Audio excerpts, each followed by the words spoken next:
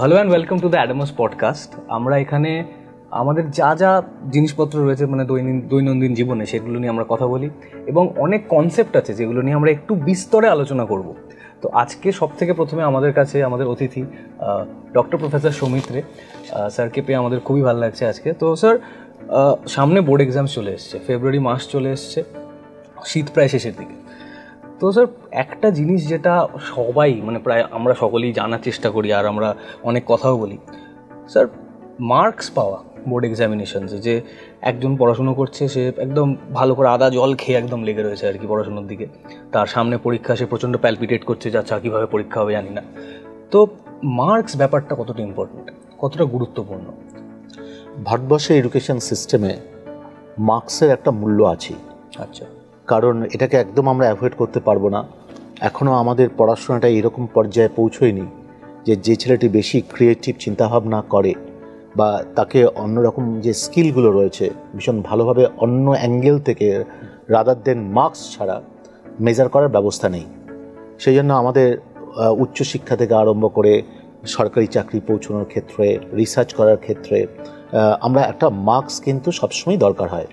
আজকে যে কোনো কর্পোরেট হাউসে যখন আমরা চাকরি করতে যাই তখন বলে যে না, অল থ্রু ক্যারিয়ার 60% থাকতে হবে, তাহলে অ্যাপ্লাই করতে হবে। আবার কখনো আমরা যখন কি হচ্ছে কলেজ সার্ভিস কমিশন দিতে যাই তখন বলা হয় যে না, অল থ্রু ক্যারিয়ার যদি 60% না থাকে তাহলে প্রফেসর হওয়া যাবে না, রাইট? তা সেই দিক থেকে আমি বলবো মার্কসের একটা মূল্য ভারতীয় শিক্ষা ব্যবস্থার মধ্যে রয়েছে। কিন্তু হ্যাঁ, এবার এটাকে আমরা কতটা গুরুত্ব দেব? এই যে আমরা দেখতে পাচ্ছি প্রায় ইঁদুর দৌড়ের মতো 90%-এর উপর মার্কস না পেলে পরেই মনে হচ্ছে জীবন ব্যর্থ, এটা ভাববার কোনো কারণ নেই। আমি মনে করি, বিশেষ করে আমি ইউকে ইউএসএতে দেখি যে একটা হায়ার এডুকেশনে বা একটা স্কুল এডুকেশনে 60% মার্কস পাওয়াটাই কিন্তু যথেষ্ট। 10% ছেলে মেয়ে মাত্র 60% মার্কস পায়। এবং আমরাও যখন ছোটোবেলায় পড়াশোনা করতাম তখন দেখতাম যে মাধ্যমিক হায়ার সেকেন্ডারিতে মাধ্যমিকে আমাদের সময় 6000 মাত্র ফার্স্ট ডিভিশন গেছিলাম, রাইট? হায়ার সেকেন্ডারিতে 3500 ফার্স্ট ডিভিশন দেওয়া হয়েছে। এখন এই যে সব ছেলে মেয়েদের প্রায় 90%-এর উপর মার্কস বা 98%-এর উপর যে মার্কস, সেটা দেওয়ার যেটা প্রবণতা তৈরি হয়েছে, এটা আমার মনে হয় একটু কন্ট্রোল করা দরকার। এবং সেই সাথে সাথে বাবা মাদেরও যে একেবারে ফ্যাসিনেশন যে ছেলে মেয়ে 98% না পেলে পরে একেবারেই জীবন ব্যর্থ, এটা ভাববারও কোনো কারণ নেই। তাই আমি বলবো যে মার্কসের একটা মূল্য রয়েছে, এটা আমাদের পেতে হবে, নাহলে আমাদের এন্ট্রি লেভেলে অসুবিধা হয়। কিন্তু একেবারে জীবনকে অনিশ্চিত করে শরীরকে টেনশনে রেখে বাবা মার যে প্রতিযোগিতা আরম্ভ হয়েছে, এটা কিন্তু করার কোনো কারণেই দরকার নেই। স্যার, একটা কথা বলা হয়, যেমন 3 Idiots বলে একটা ফিল্ম বেরিয়েছিল বহুদিন আগে, সেখানে বলা হয়েছিল যে এক্সিলেন্সকে পিছিয়ে ভাগো, মানে এক্সিলেন্স যেটা সেটাকে আপনারা যাপন করার চেষ্টা করুন। তো এক্সিলেন্স কথাটা মানে মার্কসের সাথে সেটা একটা সাদৃশ্য ডেফিনেটলি রয়েছে, কিন্তু সেটা তো খুব একটা মানে যে এক্সিলেন্ট হতে গেলে যে ভালো মার্কস পেতে তার তো কোনো মানে নেই। কারণ সে হয়তো একটা নর্মেটিভ স্ট্রাকচারের মধ্যে পড়েনি। একটা মানুষ সে ছোটোবেলা থেকে হয়তো খুব ভালো আঁকে বা খুব ভালো গান করে, তাকে তো তার সে যে ভালো করছে কি করছে না সেটা বিশ্লেষণ করার জায়গা তো নেই আমাদের এখানে খুব একটা পরিকাঠামো দিক থেকে দেখতে গেলে। মানে হ্যাঁ, আঁকা গানের ক্ষেত্রে এখন হয়তো রয়েছে, কিন্তু তাও মানে এমন একটা স্কিল, ধরুন এআই বা এই যে নতুন নতুন কিছু স্কিলস লোক ডেভেলপ করছে, তো সেগুলোকে জাজ করার ইনস্টিটিউশনসের যদি অভাব থাকে তাহলে তো সে বুঝতে পারবে না যে সে কতদূর সে এক্সিলেন্ট আদতেও কি না। তো এরকম মানুষদের জন্য আপনার কি টিপস থাকবে যে হয়তো এই মুহূর্তে দাঁড়িয়ে এমন একটা কিছু করার চেষ্টা করছে যেটা ওয়ার্ল্ডে খুব একটা রেকগনাইজড জায়গাতে নেই, বা তাকে খুব একটা বোঝা যাচ্ছে না, বা তার স্কিলটাকে জাজ করার পরিকাঠামো আমাদের কাছে এই মুহূর্তে দাঁড়িয়ে প্রেজেন্ট নেই, তো তাকে সে কীভাবে বুঝবে সে এক্সিলেন্ট কিনা? দেখো, আমি এটা সংক্ষিপ্তভাবে বলতে চাই যে আমাদের দেশের লোকেরা বা আমরা ভীষণভাবে উৎসাহিত হই ট্যালেন্ট দেখলে পরে, আবার খুব তাড়াতাড়ি নিরুৎসাহিত হয়ে পড়ি। যে দেশ মাত্র 75 বছর অতিক্রম করলো দেশ স্বাধীন হওয়ার, এই সময় কিন্তু একটা পথ আমরা অতিক্রম করি। কারণ যখন কোনো দেশ স্বাধীন হয় তার আগে যারা শাসক থাকে তারা সেই দেশকে ভীষণভাবে লুণ্ঠন করে, এবং তার ফলে প্রায় 30 বছর লাগে যে আমাদের খাওয়া দাওয়ায় স্বাবলম্বী হতে, তারপরে আরও 30 বছর লাগে পড়াশোনায় স্বাবলম্বী হতে, তারপরে আরও 30 বছর চলে যায় হেলথ এবং এডুকেশনকে এক্সেলেন্ট পর্যায়ে নিয়ে যেতে। তা আমরা ভারতীয়রা খুব আনন্দিত হবারও কোনো কারণ নেই, খুব বেশি নিরুৎসাহিত হওয়ারও কারণ নেই।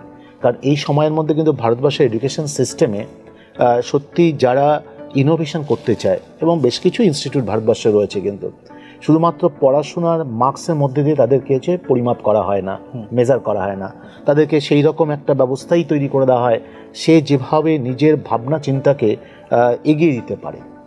তাই এক্সেলেন্ট যে কোনো ফিল্ডে আনার জন্য প্রকৃতির মধ্যে পড়াশোনাটা, এই যে আমরা সেই 7 দিনের কথা বলি, আমরা বলি যে প্রকৃতির মাঝে পড়াশোনা, প্রকৃতির মাঝে পড়াশোনা মানেই হচ্ছে মনের যে দরজা, সেই দরজা যাতে কি হচ্ছে একদম খোলা থাকে, জানলা খোলা থাকে, সেরকম একটা পরিস্থিতি তৈরি করা। আমি এখন বিদেশে অনেক ইউনিভার্সিটি দেখতে পাই যে ক্লাসরুমগুলো এখন আর 4 দেওয়ালের মধ্যে ইটের তৈরি না, পুরোপুরি হচ্ছে গ্লাসের তৈরি, এবং দূর থেকে মাঠ দেখা যাচ্ছে, গাছ দেখা যাচ্ছে।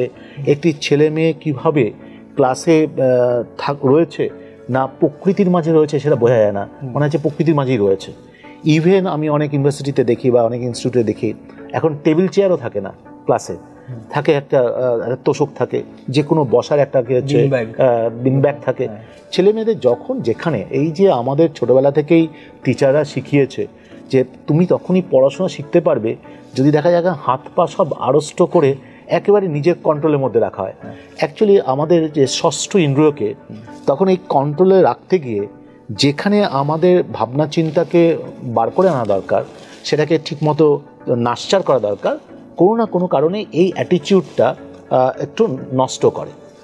তাই আমি বলবো যে ভারতবর্ষের অনেক প্রতিষ্ঠানেই এখন এরকম পরিস্থিতি তৈরি হয়েছে, এবং আমরা যারা স্কুল কলেজ বা প্রতিষ্ঠানের লিডারশিপে রয়েছি, আমরা কিন্তু প্রতিটা ক্ষেত্রেই চেষ্টা করি যে ছেলেমেয়ের যেখানে প্রতিভা রয়েছে সেটা কীভাবে উন্মেষ হয়।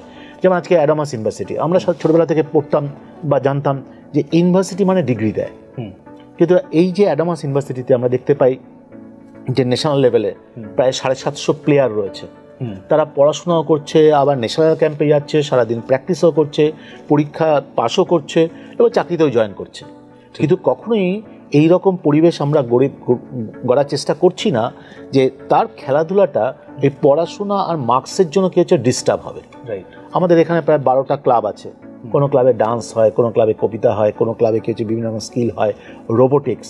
তা আমরা এটা হয়তো 100 ভাগ করতে পারিনি, কিন্তু অনেকটা ভাবেই কিন্তু ছেলে মেয়েদের যা মন চায়, যে ভাবনা, যেখানে তার প্যাশন্স রয়েছে, আঁকার ইচ্ছা থাকলে পরে সেই পরিস্থিতিতে যাতে তার ট্যালেন্ট দেখাতে পারে।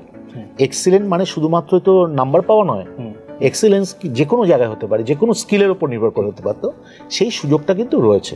সেই জন্য আমরা বলি যে আমাদের শিক্ষা ব্যবস্থা একেবারেই অনেক প্রাচীন তা নয়, কিন্তু আমরা এই যে সুযোগ সুবিধার মধ্যে দিয়ে কীভাবে পড়াশোনা হয়, আরও এক্সেলেন্স করা যায়, সেদিকে কিন্তু এগোচ্ছি, এবং ভারতবর্ষের অনেক প্রতিষ্ঠানেই এগোচ্ছে। স্যার একটা কথা এর মধ্যে আমি বলে দিতে চাই স্যার, যে ডিসিপ্লিন আর স্যাবোটাজ করার মধ্যে কিন্তু একটা ফারাক রয়েছে। মানে আজকে ডিসিপ্লিন মানে আমরা যে কোনো ফিল্ডে, আপনি যেমন বললেন ফ্রিলি সেটাকে এক্সপ্লোর করলাম, কিন্তু ফ্রিলি এক্সপ্লোর করার প্র্যাকটিসটা কিন্তু প্রত্যেকদিন চালিয়ে গেলাম, সেটাই হয়তো আমার কাছে ডিসিপ্লিন। আপনি আমাকে ডেফিনেটলি কারেক্ট করতে পারেন।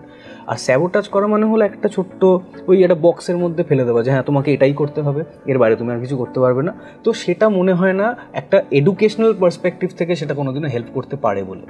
স্যার অনেকদিন আগে প্রিমিটিভ, যেহেতু আপনি কথাটা বললেন, আমি অনেকদিন আগে একটা কথা শুনেছিলাম বাবা দাদুর মুখে, আমি একদমই শিওর নটা আজকের দিনে ঠিক কিনা।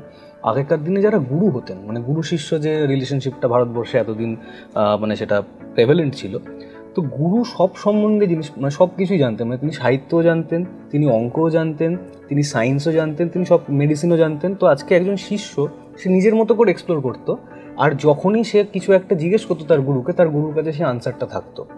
তো কিন্তু আজকের ডেটে দাঁড়িয়ে আমরা স্পেশালাইজেশনে বিশ্বাস করি, যে কোনো একটা জিনিসে স্পেশালাইজড হও, মানে সেটা ছোটোবেলা থেকেও হতে পারো, বড়োবেলা থেকেও হতে পারো। তুমি যদি মাস কমিউনিকেশন পড়ো তাহলে তোমাকে হয়তো ডাক্তারি পড়তে দেওয়া হবে না, বা তুমি ডাক্তারি, হ্যাঁ এবারে আজকে সেটা শুনে আমাদের খুব, হ্যাঁ মাস কমিউনিকেশন যে সে ডাক্তারি পড়বে কী করে। তো এই যে স্পেশালাইজেশনটা আপনার কি মনে হয় সেটা কোথাও আমাদের বেটার স্কিলড করছে, নাকি কোথাও আমাদের সেটা লিমিট করছে? আপনার কি মতামত? এটা নিয়ে কিন্তু দুটো মতামতই রয়েছে। একটা মতামত হচ্ছে না, বেসিক নলেজ যদি একজন ব্যক্তির না থাকে, তারপরে আমি স্কিল বা পার্টিকুলার আমি পার্টে যদি বা ডিভিশনে আমি যদি জানার চেষ্টা করি, কিন্তু সেই নলেজটা কোনো না কোনো জায়গায় বেসিক যে নলেজ তার সাথে কানেক্টেড। এবার যদি দেখা যায় যে এই বেসিক নলেজের সাথে কানেক্টেড যে পার্টটা, সেটা আমার এই এক্সপার্ট যে নলেজটা রয়েছে সেই নলেজের সাথে কানেক্ট হচ্ছে না বা আমি কানেক্ট করতে পারছি না বা ডিসকানেক্ট, তাহলে কিন্তু ক্ষতি। কিন্তু সেই জন্য বেসিক নলেজ সবসময় থাকা দরকার এটা মানুষের।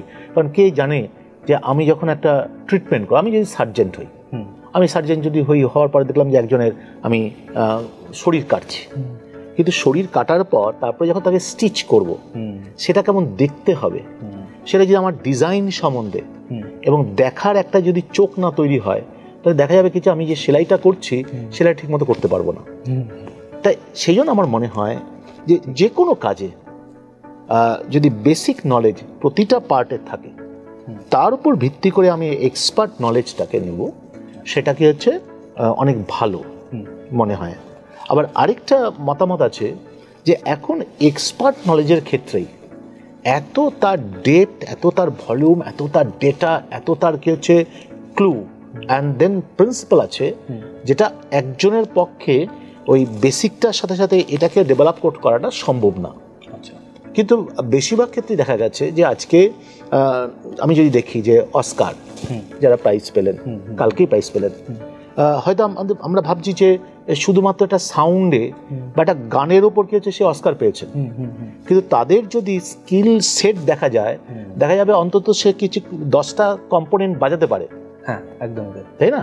তাহলে 10টা কম্পোনেন্টে সুর তার কানে রয়েছে বলেই সে একটা যখন এক্সপার্ট হয়, তার সাথে কিভাবে অ্যামালগামেশন করা যায় এবং কিভাবে লিঙ্ক করা যায়, সেটা তারই কিন্তু তৈরি হচ্ছে এই ফিউশন বা এই ধরনের পারফরমেন্স। ইন্দ্রিয়গুলো খোলা রয়েছে। হ্যাঁ, তাই ঠিক সেরকমভাবে আমার মনে হয় যে বেসিকটা সবসময় খুব স্ট্রং হওয়া দরকার এবং এটা টাচে থাকা দরকার, পড়াশোনা করা দরকার। সঙ্গে আমি এক্সপার্ট একটা যে পার্টটা আমার মনে হবে যে আমি আরও রহস্য জানতে চাই, আরও গভীরে যেতে চাই, আরও এক্সপার্ট হতে চাই, সেই পথেই ভাবা উচিত। এই এপিসোডটা এখানেই শেষ হচ্ছে, কিন্তু এটার একটা সেকেন্ড পার্টও রয়েছে, এই পডকাস্টটার একটা সেকেন্ড এপিসোডও রয়েছে। তো সেটা দেখার জন্য আপনারা ডেফিনেটলি ইউটিউব চ্যানেলটা সাবস্ক্রাইব করবেন আর আমাদের সাথে জুড়ে থাকুন। ধন্যবাদ।